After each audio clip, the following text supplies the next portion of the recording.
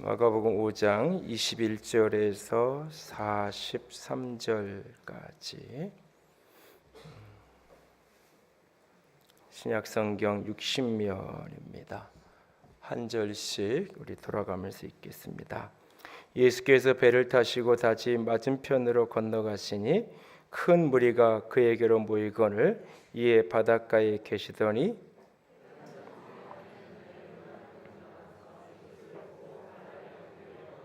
간곡히 구하여 이르되 내 어린 딸이 죽게 되었사오니 오셔서 그 위에 손을 얹으사 그로 구원을 받아 살게 하소서 하거늘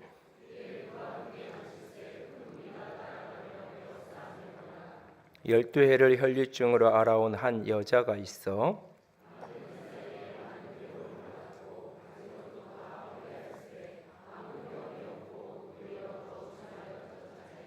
예수의 소문을 듣고 무리 가운데 끼어 뒤로 와서 그의 옷에 손을 대니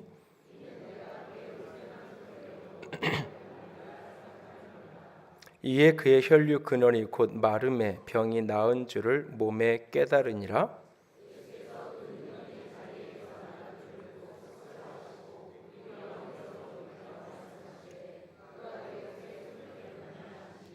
제자들이 여짜오되 무리가 에워싸 미는 것을 보시며 누가 내게 손을 대었느냐 물으시나이까 하되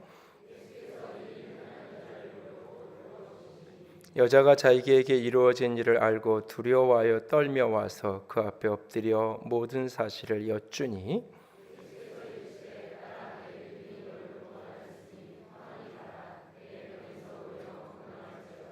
아직 예수께서 말씀하실 때에 회당장의 집에서 사람들이 와서 회당장에게 이르되 당신의 딸이 죽었나이다 어찌하여 선생을 더 괴롭게 하나이까?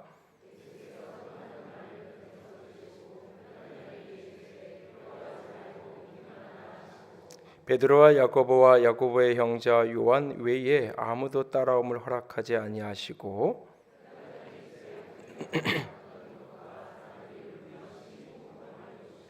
들어가사 그들에게 이르시되 너희가 어찌하여 떠들며 웃느냐 이 아이가 죽은 것이 아니라 잔다 하시니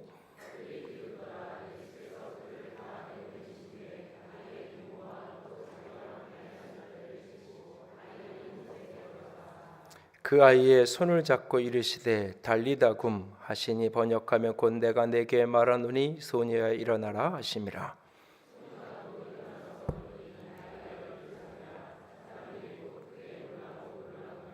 예수께서 이 일을 아무도 알지 못하게 하라고 그들을 많이 경계하시고 이에 소녀에게 먹을 것을 주라 하시니라. 아멘.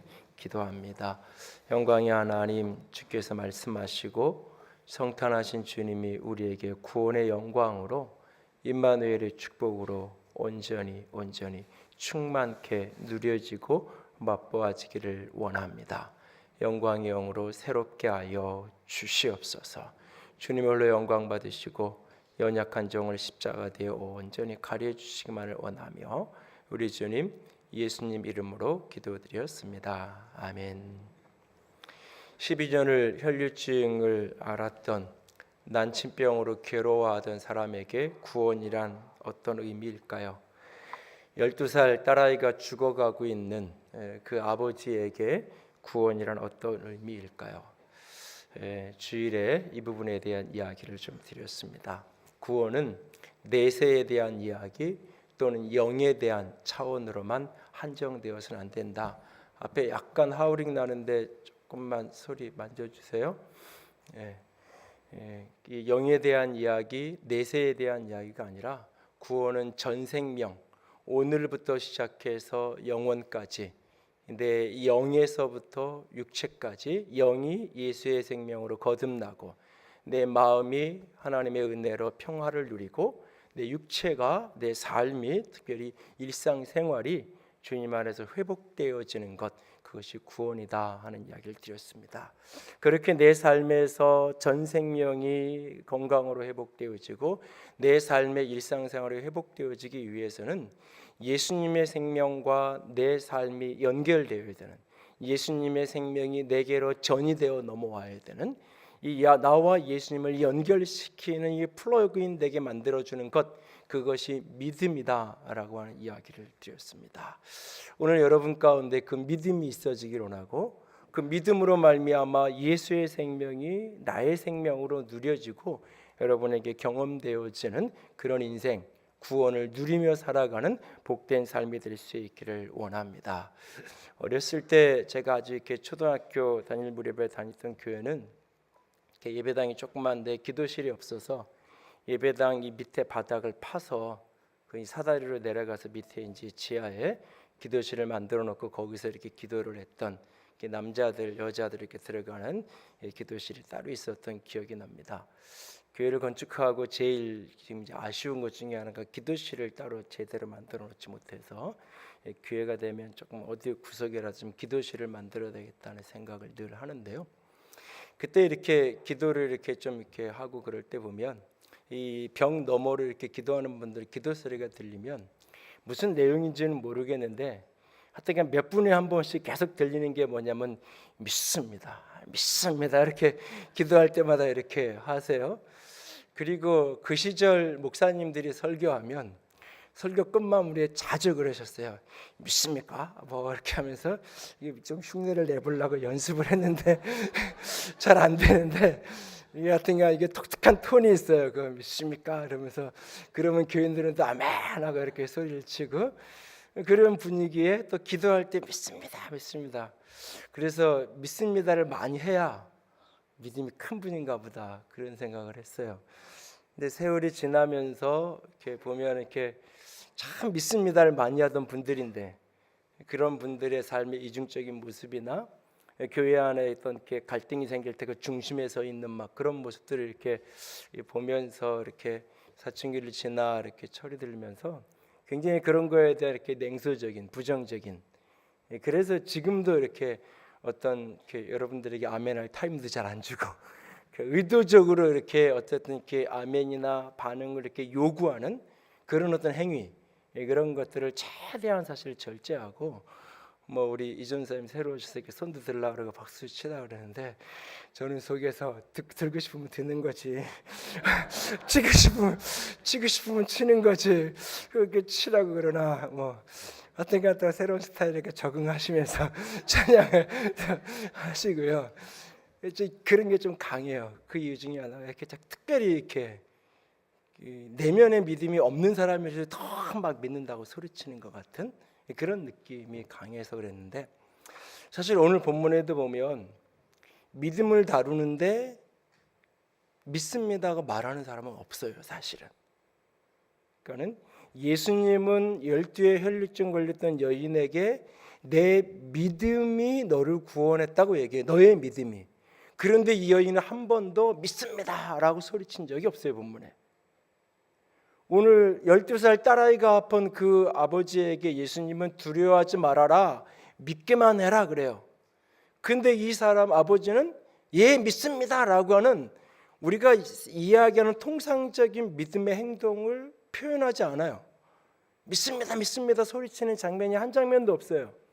이들의 입에서는 내가 예수님을 믿습니다라고 말하지 않아요. 그런데 예수님은 그에게 믿음이 있다고 말해요. 그래서 내 믿음이 너를 구원했다고 말하고 믿기만 하라고 얘기하셨던 그분께서 그 믿음대로 그 딸아이를 죽음의 자리에서 이렇게 세우는 것을 오늘 본문에서 보게 돼요. 과연 이들에게서 발견되어지는 그 믿음이라는 어떤 것이었을까? 믿음은 어떻게 표현되고 어떻게 드러나져야 하는 것일까? 믿습니다라고 큰 소리 치는 게 믿음이 아닌 삶 속에서 그의 살아가는 삶의 모습 속에서 어떻게 믿음은 드러나져야 되고 투영되어져야 되는 것인가? 그리고 그 믿음이 결국은 그의 삶을 총체적으로 전 생명을 일상생활을 회복하고 건강하게 하는 진정한 의미의 구원, 자기 백성을 죄의 죄에서 구원할 자라고 오신 예수 그리스도, 구원자라는 이름을 가진 그 예수님을 믿는다고 할 때에 그 구원의 축복을 우리가 누리며 구원의 능력을 인생 속에서 이루며 살아가야 되는데, 예수님과 나의 생명을 연결시키는 그 믿음이란 도대체 어떤 믿음이었을까? 오늘 본문에 등장하는 두 사람에게서, 이 아버지와 이 여인에게서 발견되어지는 믿음의 모습을 몇 가지 단계로 좀 나누려고 합니다. 부분들을 보면서 여러분 자신을 좀 점검하시고 나에게는 그런 믿음이 있는지, 나는 믿음의 어떤 단계를 지금 지나가고 있는지 스스로에게 자문할 수 있게 원합니다. 첫 번째로 믿음은 말씀을 들음으로 열립니다. 믿음은 말씀을 듣는 것으로부터 시작이 됩니다. 오늘 27절에 보면 이 여인이 예수의 소문을 듣고 예수님께로 찾아가죠. 예수님께로에 대한 소문을 들었어요. 예수님이 어떤 분이신지라는 사실에 대한 가장 단순하게 얘기하면 예수님이 나를 구원할 수 있다라고 하는 소식을 누군가로부터 전해 들었어요. 그 들음이 믿음의 출발이에요. 오늘의 회당장 야이로가 들었다라는 표현은 본문에 등장하지 않지만 많은 사람들이 둘러싸여 있고 부둣가에 서 있는 그 예수님에게로 이 아버지가 찾아가서 예수님을 보고는 그 발 앞에 엎드려지는데, 그걸 보면 이 사람도 누군가를 통해서 예수님에 대한 이야기를 들었던 거예요. 믿음은 들음으로부터 시작이 되는 거예요. 믿음은 능동적 자기 확신이 아니에요. 믿음은 능동태가 아니에요. 믿음은 기본이 수동적인 거예요. 주께서 말씀하신 것을 듣고 반응하는 것이 믿음이에요. 그래서 로마서 10장은 믿음은 들음에서 난다. 믿음은 들음에서 나고 곧 그리스도의 말씀으로 말미암다. 그리스도의 말씀을 듣는 것이 믿음의 시작이에요. 그래서 같은 로마서 10장에 보면 듣지 않고 어찌 믿겠느냐, 듣지 않았는데 믿음을 만들어내는 것, 그것은 자기 확신이에요. 자기 확신이에요. 믿음은 들음으로부터 시작이 되는 거예요.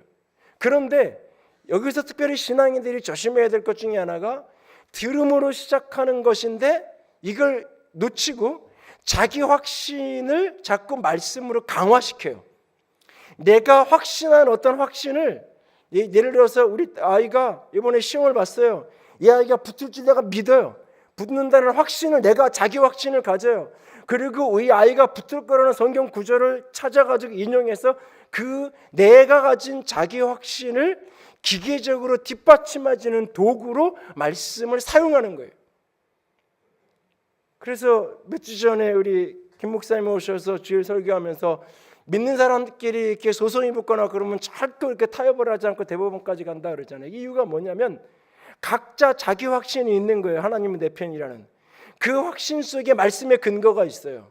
자기 확신을 말씀으로 긍정시키는 거예요. 이것은 적극적 사고방식의 또 다른 모습이에요. 그래서 그리스도 바깥에서 발견되어지는 적극적 사고방식, 능동적 사고방식, 긍정적 사고방식과 신앙의 믿음의 방식이 이게 멀리서 보면 굉장히 비슷해 보여, 같은 현상인 것처럼 보여요. 그래서 이왕이면 신앙생활도 적극적으로 능동적으로 하는 사람이 신앙생활 잘하는 거야 라고 이야기할 수 있어요. 맞는 말 같으면서도 굉장히 조심해야 될 부분이 하나 있어요. 그게 뭐냐면 믿음은 들음으로 반응하는 것인데, 들음이 없는 자기 확신을 성경의 몇 구절을, 성경의 축복과 긍정에 대한 말씀 몇 가지를 인용해서 갖다 거기에 붙이는 거예요. 의사 선생님이 6개월밖에 못 산다 그랬어요. 할 수 있거든요. 무슨 말이냐, 믿는 자에게 능치 못함이 없다. 이 아이는 살 거야 라고 소리쳐요. 근데 결국 6개월도 안 돼서 세상을 떠나는 일이 왕왕 있어요. 사실은 믿음은 들음에 대한 수동적 응답인데, 믿음을 자꾸 능동적 자기 확신으로 오해하게 되면 이 믿음이 많은 부분 왜곡되는 현상을 나오게 돼요. 믿음은 들음에 대한 반응이에요. 그래서 믿음의 출발은 듣는 것으로부터 시작이 되는 거예요. 들으면서 믿음이 열리는 거예요. 그 두 번째로 들어서 믿음이 열려서 믿음이 시작되었지만, 두 번째는 이제 믿음은 생각의 전환이에요. 그 말씀을 들었어요. 그 말씀을 따라서 내 생각을 전환시키는 거예요. 내 사고방식을 바꾸는 거예요. 내가 세상에 살던 방식, 내가 인간적으로 살던 방식, 그 삶의 방식을, 삶의 철학을 말씀의 것으로 전환하는 거예요. 이 여인이 수년 동안 많은 의사를 쫓아다녔어요. 그래서 거기에 많은 재정적인 투자도 했고, 그래서 모든 재산이 다 없어질 정도로, 가허비 될 정도로까지 열심히 그렇게 의원에게 치료받으러 다녔어요. 이 여인의 믿음은 내 병은 의사가 고칠 수 있어, 병은 나으려면 병원에 가야 돼 라고 하는 생각을 가지고 살고 열심히 치료했던 거예요. 그런데 안 됐어요. 안 되니까 이 병은 해결책이 없나 보다. 그냥 안고 살아야 되나 보다라고 하는 그 무렵에 누군가로부터 예수에 대한 소문을 들었어요. 이 들음이 내면에 믿음의 반응을 일으키는데 그 믿음의 반응은 생각을 전환시키는 거예요. 아, 병을 의사가 아니라 예수님이 치료할 수도 있지. 예수님은 만왕의 왕이시니까 왕이신 그분께서 육체의 모든 것에서 나를 노연하게 하실 수 있지. 생각을 그렇게 전환하는 거예요. 그래서 본문 28절에 보면 이 여인이 내가 손을 대어도 나을 것이라고 생각했다라고 말하고 있어요.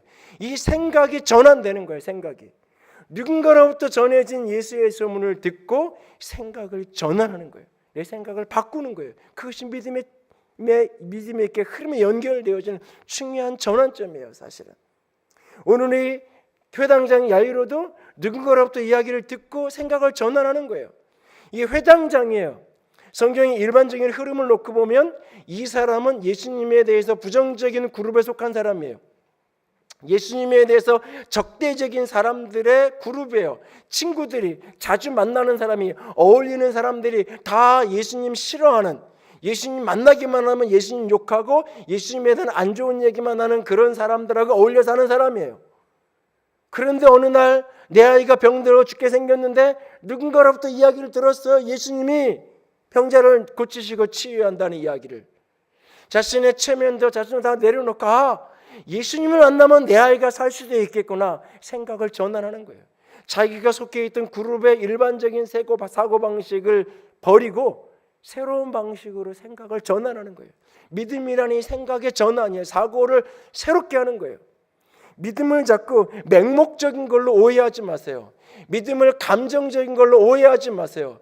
믿음을 무비판적이고 비이성적이 되어서 무조건 이야기하면 목사님 말이면 무조건 다 맞는 말이야 라고 무비판적으로 수용하는 것, 그것을 믿음이라고 오해하지 마세요. 믿음은 그런가 하여 상고하는 거예요. 설교를 들으면서도 이 말씀이 진정 다른 성경 본문과 일치하는가? 여러분이 이 강단에서 나오는 설교를 들으면서도 이 말씀이 성경의 전체적인 원리와 맞는가? 그런가 하여 끊임없이 사고하면서 말씀을 듣는 거예요. 무비판적으로 받아들이는 게 아니에요. 맹목적으로 그래 그렇게 하라 그랬지 맹목적으로 따라가는 게 믿음이 아니에요. 믿음은 이성을 마비시키는 게 아니에요. 믿음은 이성을 활성화시켜요. 성령이 충만하게 부어지면 부어질수록 사고가 더 깊어지고 사고가 더 포괄적이 되어지고 이전에 생각하지 못했던 아이디어들이 생각나기 시작하고 더 삶이 풍성해지게 돼 있어요. 하나님이 우리에게 이성을 만든 거예요. 하나님이 우리에게 생각하는 지혜를 주신 거예요. 사단이 가져다 준 게 아니에요. 말씀이 들려졌을 때 그 말씀의 들음 앞에 내 생각을 전환하는 거예요.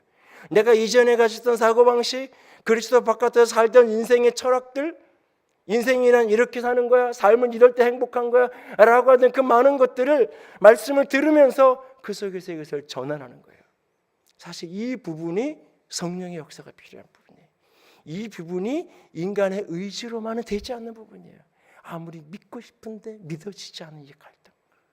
나도 생각을 전환하고 그렇게 살아가고 싶은데 내 생각이 끊임없이 말씀을 듣는 그 순간은 그래 맞는 것 같다. 그런데 예배당을 딱 벗어나는 순간 내 원래의 생각으로 바로 리셋돼 버리는 내 모습. 이것을 사고의 전환으로 내 삶을 이끌어가게 하는 게 이게 성령의 역사예요. 이게 하나님의 은혜를 주셔야 되는 거예요. 믿음은 들음으로부터 열리고 들음으로부터 시작되는 거예요. 그렇게 들음으로 시작돼서 이 내면에서 사고의 영역이 생각이 전환되는 거예요. 그래서 믿음의 중심 위치는 생각 속에서 이루어지는 거예요. 감정과 감각적인 것에 의해서 즉흥적으로 반응하는 게 아니에요. 치열하게 생각하고 치열하게 씨름하는 거예요. 내면에서. 그리고 내 생각을 전환하고 내가 예수님 믿겠습니다. 그리고 이렇게 생각의 전환이 결국은 세 번째로 삶 속에서 위탁하고 수용하는 모습으로 나타나는 거예요. 그래서 믿음은 세 번째로 위탁과 수용으로 결실하는 거예요. 내어 맡김과 받아들임. 내어 맡김과 받아들임. 치열하게 사고하고 생각을 전환한 거기 때문에 주님께 내어드리는 과정 속에 장애가 있고 난관이 있어도 포기하지 않는 거예요. 즉흥적 감각적으로 따라간 것을 조금 따라가다 어려움이 생기면, 조금 믿음의 방식대로 살아가다가 시련과 고난이 닥치면 금방 포기하게 되는 거예요. 그러나 치열한 사고의 전환 속에서 내가 선택하고 걸어가기 때문에 장애가 있고 난관이지만 뚫고 가는 거예요. 이 여인이 생각을 전환하고 예수님이 옷자락을 손을 대면 나을 거다라는 믿음을 가지고 나아가요. 수많은 사람들이 모여 있어요. 오늘 본문은 계속해서 예수님 주변에 사람이 많았다는 것을 가르쳐주고 있어요. 밀고 밀치면서 사람이 많아요. 그런데 오늘 본문에 뭐라고 얘기해요? 이 여인이 끼어 뒤로 갔다. 끼어서. 그냥 편안하게 예수님께 왔더니 누군가 예수님 와서 좀 기도 좀 해야지 이런 게 아니에요. 예수님께로 다가가고 싶은데 수많은 사람들이 밀치고 있어요. 그 만원 버스에 꽉 밀려 있는 것처럼. 그런데 그 사이를 끼어서 틈을 밀치고 들어가서 예수님의 옷자락에 손을 대는 거예요. 내 삶이 예수님과 연결되어야만 내가 살 수 있다는 그 믿음, 그 들음이 사고의 전환으로 움직여지니까 삶이 움직여가는 거예요. 난관이 있지만 끼어서 사람들이 많지만 그걸 뚫고 나가는 거예요. 손을 닿는 순간까지. 이 12살 딸아이가 고통받는 이 아버지 회당장이잖아요. 나름 능력 있는 사람이에요. 이 사람이 예수님께 찾아가서 그 모든 것을 내려놓고 공개적으로 엎드려요. 공개적으로. 조용히 예수님 부를 수 있어요. 조용히 밑에 있는 사람 시켜가지고 예수님 좀 만나자고 상담 좀 하자고. 아니면 니고데모처럼 밤늦은 시간에 찾아가서. 근데 지금 예수님에 대한 얘기를 들었고 생각이 전환됐어요. 예수님이 와서 손 얹으면 내 딸아이가 나을 수 있다는 믿음이 내면에서 생각의 전환 속에 믿음이 일어났어요. 그러니까 사람들이 뭐라 그러는지 상관없어요. 내 체면 상관없어요. 예수님께 찾아가서 예수님의 발 아래 엎드려지는 거예요. 그리고 내 딸아이를 와서 손을 얹어 낫게 해달라고. 그리고 예수님하고 같이 가요. 예수님이. 그런데 가다가 갑자기 예수님이 길을 멈춰요. 사람들이 가득 많이 있는데 멈춰요. 누가 내 몸에 손댔어? 여러분이 회당장 야유라고 생각해 보세요. 내 딸아이 지금 죽어가고 있어요. 예수님 지금 누가 손댔는지 말았는지 그게 지금 뭐가 문제냐고. 빨리 지금 급한데 빨리 가야지. 누가 내 몸에 손댔냐고. 사람이 이렇게 많은데 누가 뭐 어찌해서 손댔냐고 이야기하십니까? 아마 이 회당장은 계속해서 속에서 불이 올라올 거예요. 지금 빨리 가야 되는데 왜 이런지. 근데 이 사람 아무 말 하지 않아요. 그 상황을 그대로 예수님이 하시는 대로 되었어요. 상황이 다 끝나고 다시 집으로 가는 순간 집에서부터 사람이 와요. 듣고 싶지 않았던 이야기. 딸아이가 죽었습니다. 근데 오늘 본문 35절을 가보세요. 당신의 딸이 죽었나이다 라고 말하고는 그 다음에 이렇게 말해요. 어찌하여 선생을 더 괴롭게 하나이까. 딸이 죽은 거하고 선생을, 예수님을 더 괴롭게 하는 거라고 무슨 상관이 있어요 여기 지금. 당신의 딸이 죽었습니다라는 이 표현과 왜 예수님을 어찌하여 더 괴롭게 합니까? 라고 하는 그 사이에 무언가 사건이 있는 거예요. 더 괴롭게 하냐고. 뭘 더 괴롭게? 무슨 얘기예요? 아픈 예수님, 아프면 병원 가야지 뭘 예수님 데리고 와. 이것 자체가 괴롭게 하는 거, 불편한 거라고 어떤 분 생각했던 거예요. 그런데 이제 딸이 죽었어요. 그러면 예수님 여기까지 와주신 건 고맙고 그랬는데 어쩔 수 없네요. 벌써 우리 딸이 죽었다는데 그냥 안녕히 가세요. 이럴 수 있잖아요. 딸이 죽었다라는 이야기를 듣는 순간 어쩌면 상상하건대 이 아버지는 예수님과 눈이 마주쳤을 거예요. 입으로 말하지 않지만 이 아버지는 눈으로 예수님께 말하고 있었을 거예요. 예수님 그래도 혹시 가능하지 않을까요? 혹시 희망이 있지 않을까요? 그 눈빛으로 예수님을 그 간절한 내 딸아이를 살려달라는 그 간절한 눈빛으로 예수님을 바라보고 있을 때 옆에 있던 사람들이 느끼는 거죠. 왜 말하지 않지만 예수님을 저런 눈빛으로 바라보고 있는지. 예수님 그만 괴롭혀. 병든 사람은 고칠 수 있어도 죽은 사람은 어떻게 살린다는 거야. 그만 괴롭히라고. 그 이야기를 예수님이 듣죠. 그리고 예수님이 이 아버지에게 말해요. 두려워하지 말아라. 걱정하지 말아라. 사람들 때문에 두려워 걱정하지 마. 너는 믿기만 하면 돼. 믿기만 해라. 라고 이야기해요. 그리고는 같이 집으로 가요. 사람들이 막 울고 떠들고 있어요. 예수님이 그 모습을 보고는 이렇게 말씀하세요. 니네들 왜 이렇게 울고 떠드냐? 이 아이는 죽은 게 아니라 잔다. 그랬더니 본문 40절에 그들이 비웃더라. 죽었는데 잔다고 하니까 사람들을 다 비웃고 있어요. 지금 조롱하고 있어요. 지금. 근데 이 아버지는 예수님이 하는 대로 그대로 수용해요.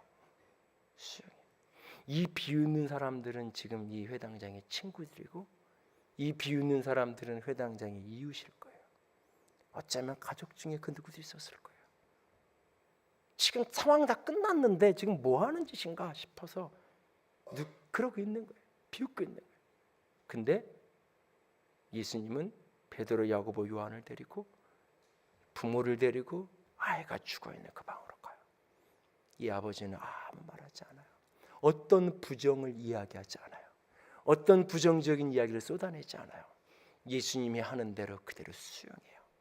이 아버지에게 지금 믿음은, 너는 두려워하지 말고 믿게만 하라, 그 믿음은 어떤 능동적이고 열정적이고 초월적인 헌신을 이야기하는 게 아니에요.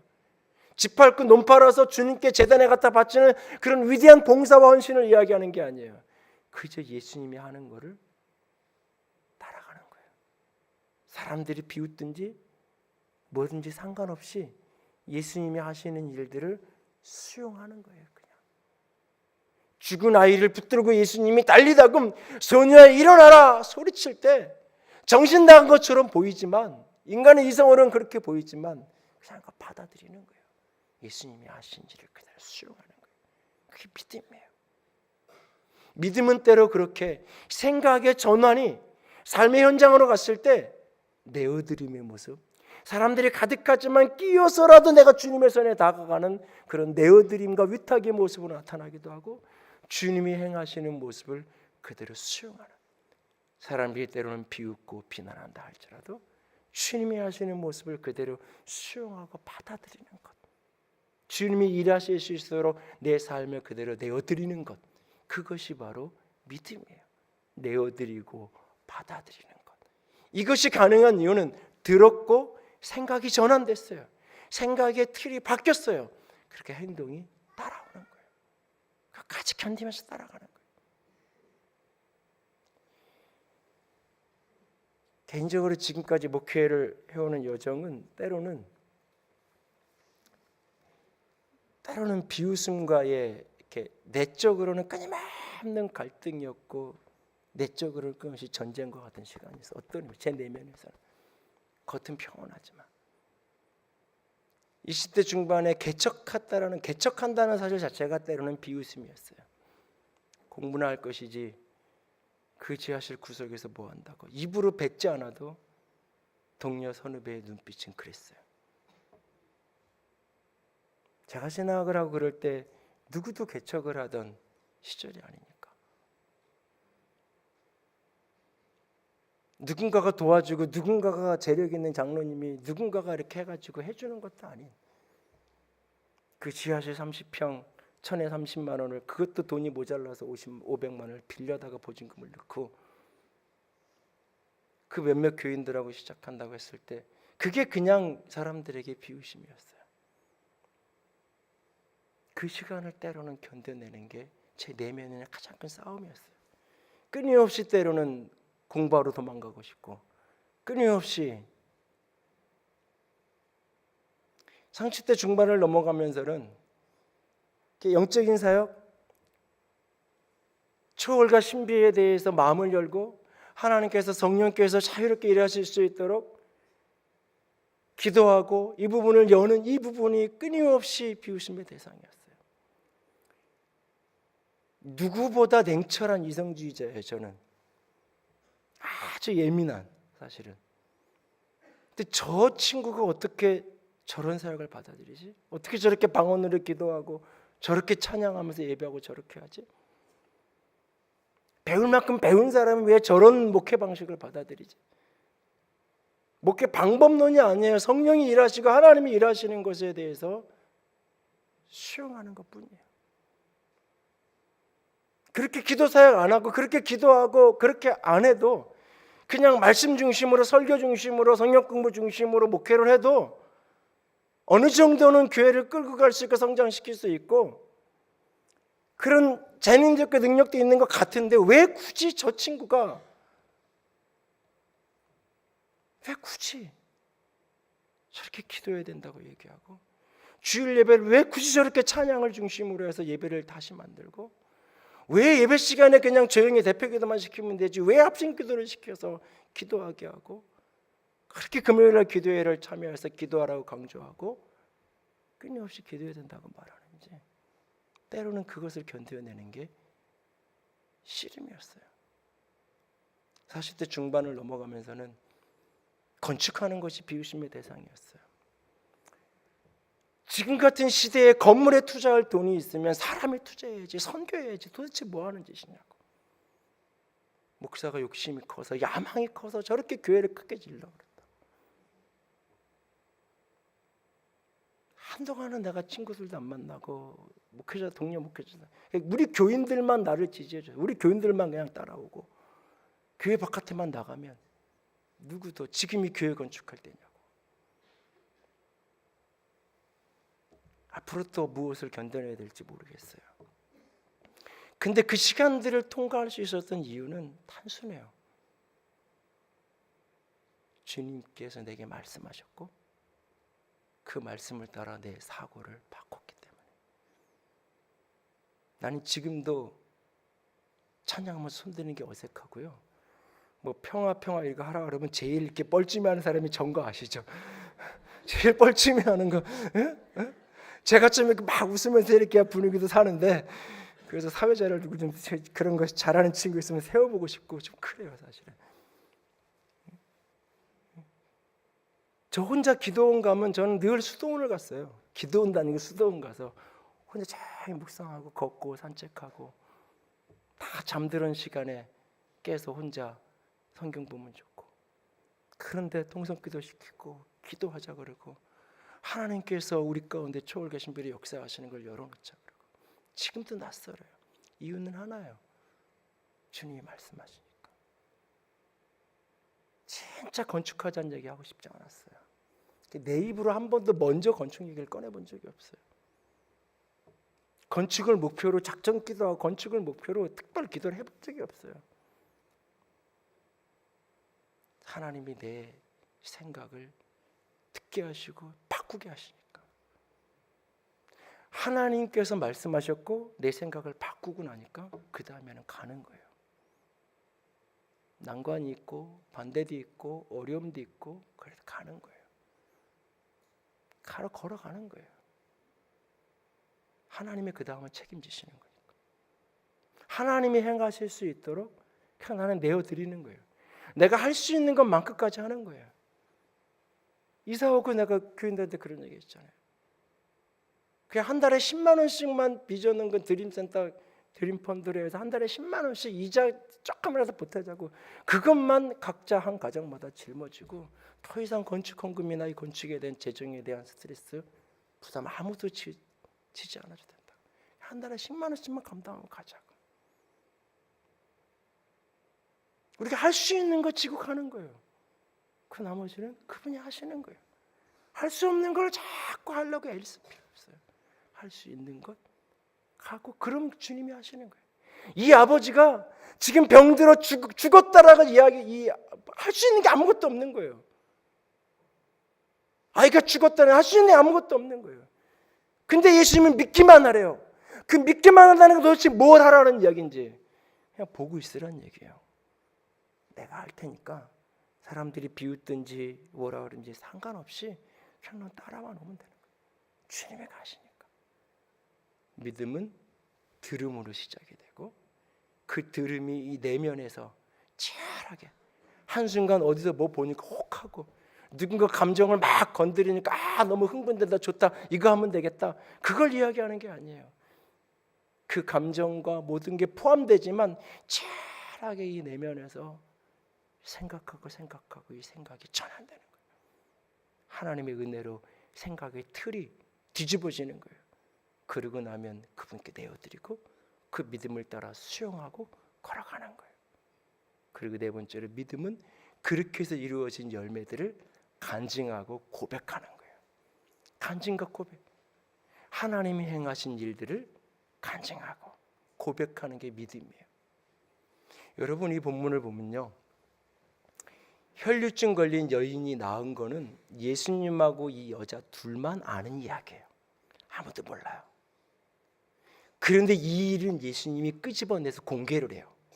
근데 모두가 다 아는, 회당장에 12살 딸아이가 죽었대, 온 동네 소문 다 났어요. 근데 죽은 아이를 예수님이 살렸어요. 근데 이 이야기는 다니면서 말하지 말라 그래요. 44절에 모두가 다 아는 일은 떠들고 다니지 마라. 떠들지 않아도 다 알아. 지금 떠들고 다니면 그거는 간증이 아니라 자랑일 뿐인 거예요. 모두가 다 알아. 가만히 있으라 그래. 아무도 몰라. 나와 예수님과 이 혈류증 걸린 여인밖에는 몰라요. 지금 여인이 병이 나은 걸. 근데 예수님은 누가 내 몸에 손댔냐 그래요. 이 여인이 감출 수 없는 걸 알고 여인이 예수님 앞에 나가요. 자신에게 벌어진 일을 그대로 다 이야기해요. 이거는 간증인 동시에 때로는 수치예요.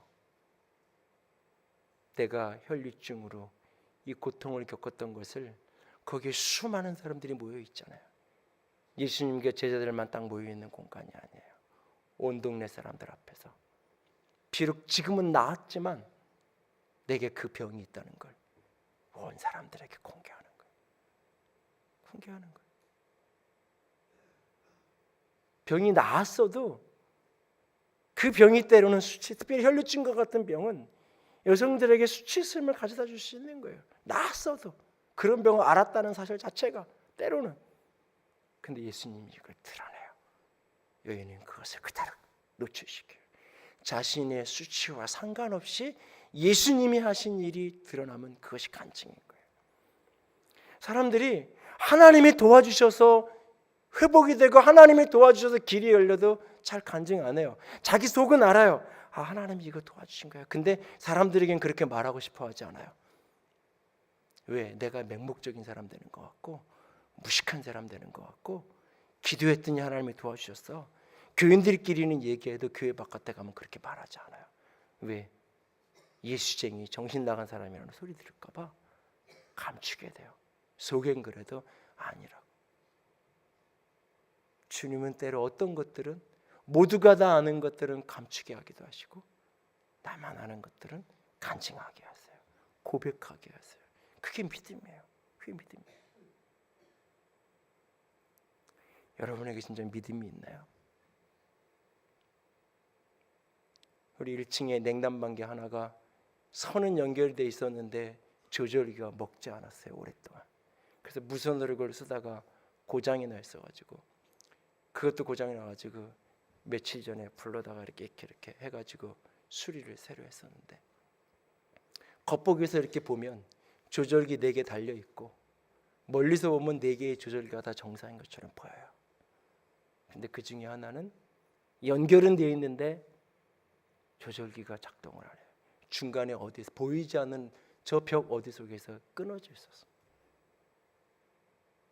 에어컨에다 얘기하면 이건 자기들이 한 게 아니라 전기에서 한 거라고 얘기하고, 전기에 대해 얘기하면 에어컨 담당이라고 얘기하고, 사장한테 얘기하면 여름에 바쁘니까는 겨울에 한가할 때 온다고 얘기하고, 겨울 되면 나도 잊어버렸어 전화 안 하고, 뭐 이러면서 이렇게 시간이 흘러요. 근데 몇 주 전에 한 젊은 친구가 고치러 왔다가 부탁을 좀 했더니 열심히 고쳐주더라고요. 그래서 그 친구가 그걸 찾아서 고쳐놨는데, 여러분, 혹 여러분의 믿음이 겉보기에는 예수님과 연결된 것 같은데, 주일날이면 예배 나오고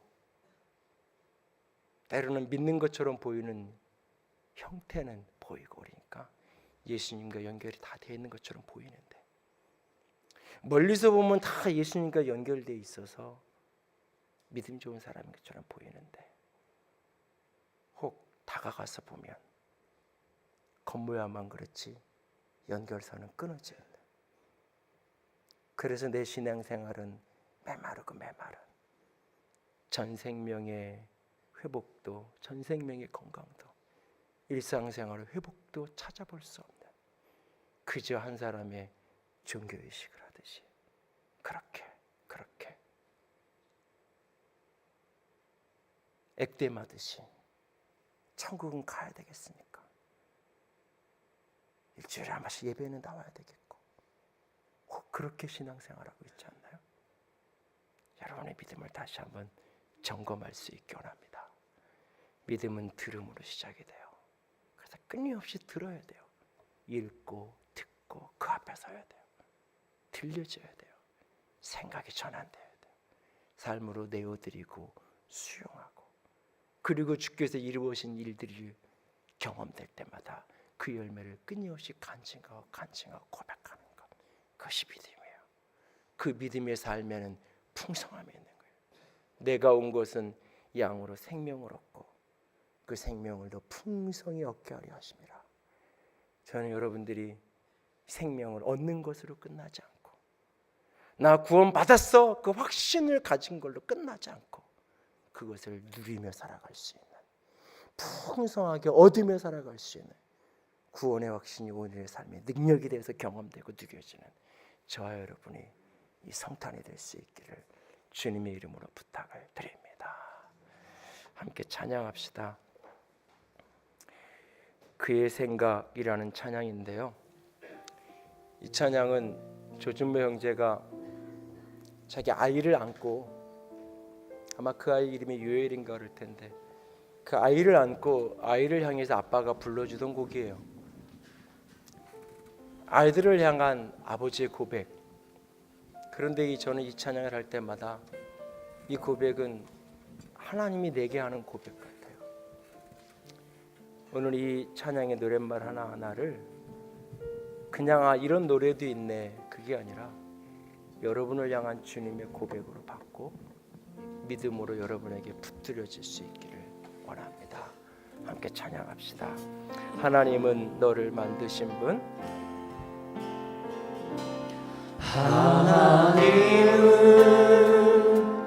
너를 만드시는 분, 너를 가장 많이 알고 계시며, 하나님은 너를 만드시는 분, 너를 가장 깊이 이해하신단다. 하나님은 너를 지키시는 분, 너를 절대 포기하지 않으며, 하나님은 너를 지키시는 분, 너를 쉬지 않고 지켜보신단다. 그의 생각 셀 수 없고, 그의 자비 무궁하며, 그의 성실 날마다 새롭고, 그의 사랑 끝이 없단다.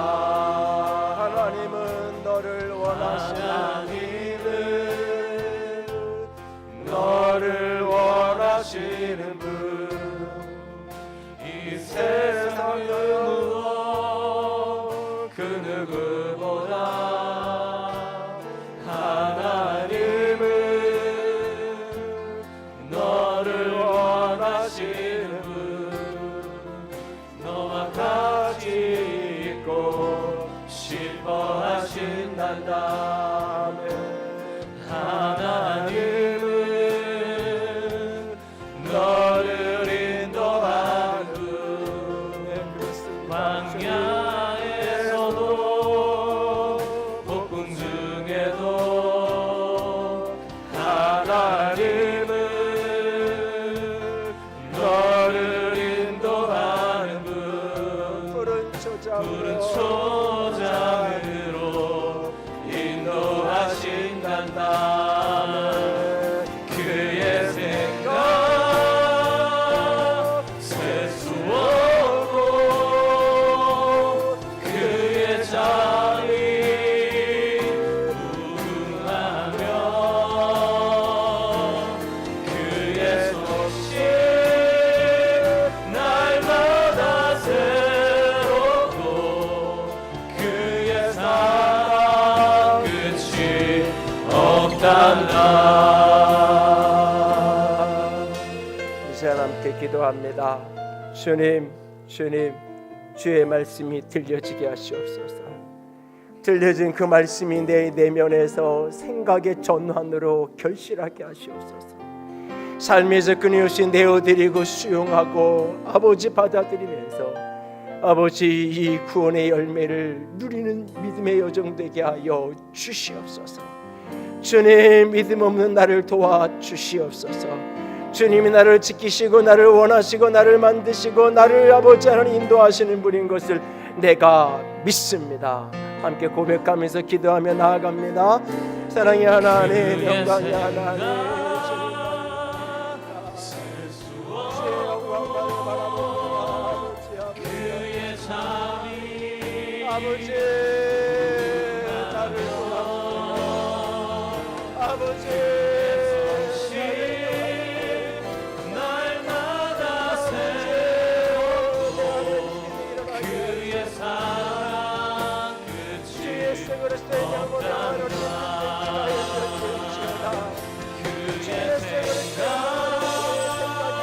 그의 생각 없고 그의 잠이 수용하게 되어질지어다. 간증하며 고백하며 살아가게 되어질지어다.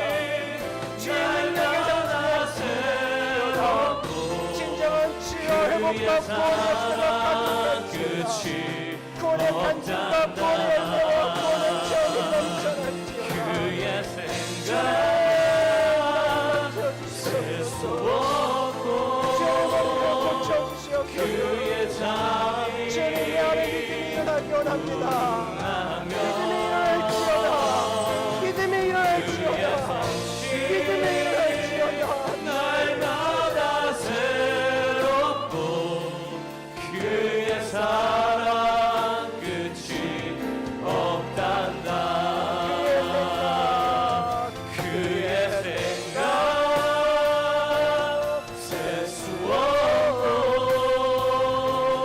그의 잠이 무궁하며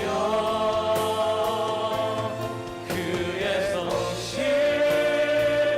날마다 새롭고 그의 사랑 끝이 없단다.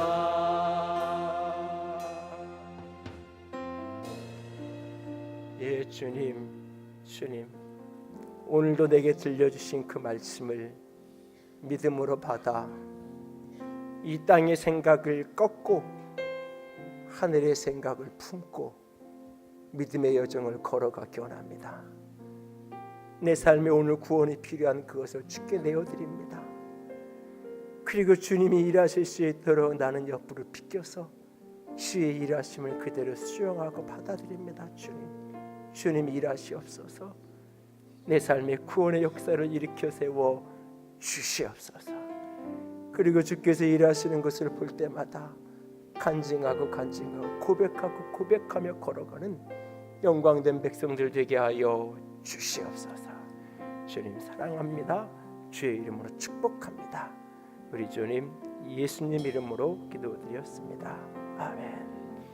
이제는 우리 주 예수 그리스도의 은혜와 하나님 아버지의 놀라우신 사랑하심과 성령 하나님의 교통하시며 기름 부으시는 그 은혜가 오늘도 믿음으로 예수 생명에 연결되어 구원의 풍성함을 맛보아 누리는 자가 되기를 소원하며 결단하는 모든 이들 위해 이제로부터 영원토록 함께 있을지어다. 아멘.